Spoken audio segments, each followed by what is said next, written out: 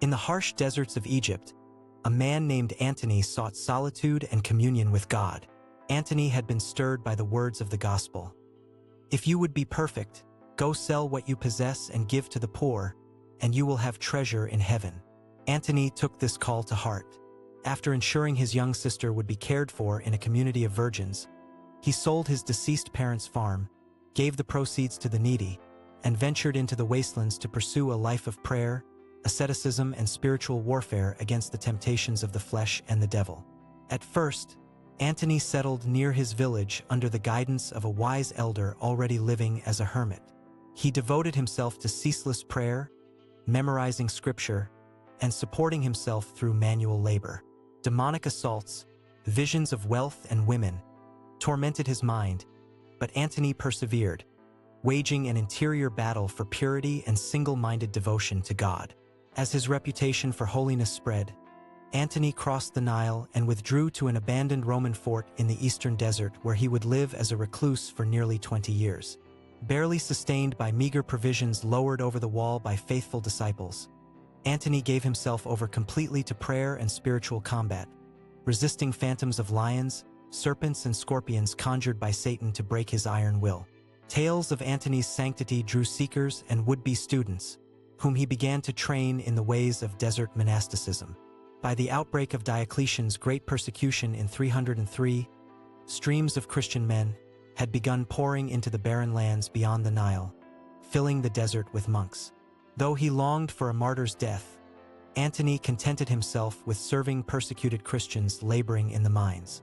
After the persecution ended, Antony retreated still further into the desert near the Red Sea, from where he would periodically emerge to denounce heresies, advise bishops, and inspire the rapidly growing monastic movement. The most renowned of Antony's disciples was Pachomius, a Coptic-speaking former soldier who had converted to Christianity after experiencing the kindness of believers. Around 320 AD, Pachomius established the first cenobitic, or communal, monastery at Tabriz. Unlike Antony's individualistic, unstructured anchoritism, Pachomius organized monastic life around a rule-balancing prayer, work, and ascetic practices under the authority of an abbot. Within a single generation, Pachomius' monastic federation would grow to include thousands of monks and nuns living in monasteries up and down the Nile. Integral to the explosive growth of Christianity in Egypt, these Pachomian monasteries would become unshakable pillars of Coptic identity, particularly after the Council of Chalcedon in 451 split the Egyptian church from Greek-speaking Byzantium. Meanwhile, in barren regions of Syria, Palestine, and Cappadocia, other forms of monasticism were taking root, inspired by the examples of Antony and Pachomius. In the Judean desert, Hilarion gathered a colony of anchorites, while near Antioch, Marcianus established an early community for women. Native Syriac-speaking ascetics adopted a radically individualistic, dualistic brand of monasticism, living in isolated cells or wandering the countryside as beggars. The most prominent organizer of monasticism in Asia Minor was Basil of Caesarea. Born into a wealthy Christian family, Basil studied in Athens before embarking on a tour of monastic settlements in Syria and Egypt. Deeply impressed but also troubled by some of the extremism he witnessed, Basil forged a monastic model that harmonized the communal life, obedience, and service of the Pachomians with traditional Hellenistic philosophy's esteem for education, moderation, and the inherent goodness of the material world. Set forth in Basil's Greater and Lesser Asceticon, this rule envisioned the monastery as an earthly reflection of the heavenly city, where Christians lived, worked, and prayed together in fraternal charity under the authority of an abbot and the local bishop. In addition to the daily cycle of communal and private prayer, Basil's monks operated schools, kitchens, and hostels to serve as a light to the broader society. By integrating monasticism into the wider church and orienting it towards the common good, Basil laid the foundation for Eastern monasticism down to the present day.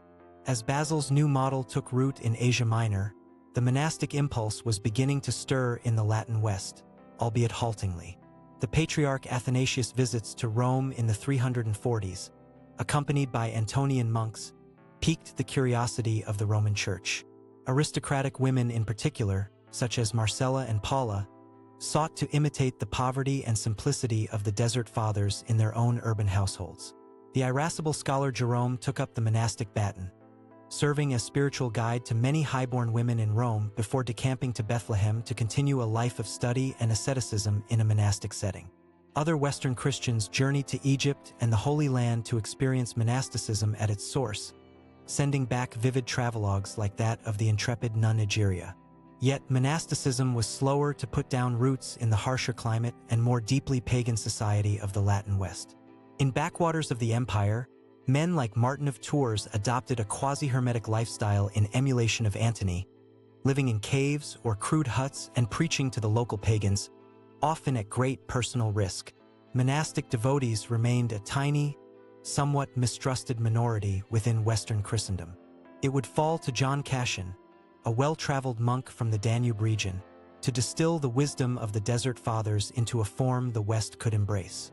In a series of vivid conferences and treatises, Cassian set forth the core principles of Eastern monasticism: unceasing prayer, ascetic self-discipline, communal fraternity under a rule and abbot, while softening some of its more extreme and eccentric manifestations to accommodate Latin sensibilities. Written from a monastery Cassian founded in Marseilles, these works found an eager readership among would-be monks and had an inestimable impact on the development of Western monasticism, particularly the rule of Saint Benedict. Indeed, it was the followers of Benedict who would fulfill Cassian's vision, spreading a network of monasteries throughout Western Europe that inculcated the continent with Christian faith and preserved the legacy of classical culture through the chaotic centuries following the fall of Rome. In a cave in Subiaco, in the mountains 50 miles east of Rome, this monastic story came full circle. Here, around 500 AD, a young man of noble birth sought escape from the decadence of Rome just as Antony, 2 centuries before and 1,000 miles to the east, had fled the corruption of his age.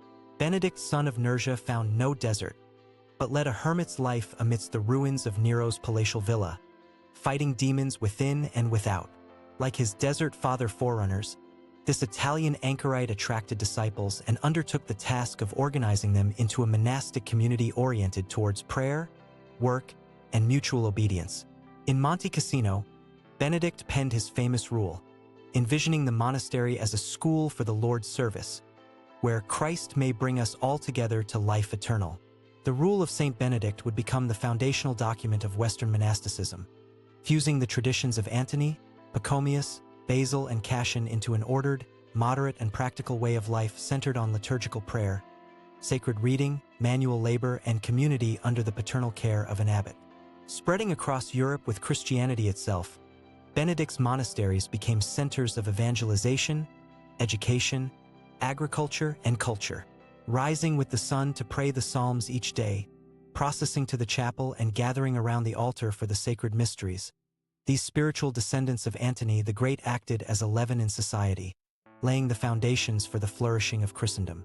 From the solitude of the Egyptian desert to the forests and fields of medieval Europe, the impulse to withdraw from the world in a single-minded quest for God remained an irrepressible movement within Christianity.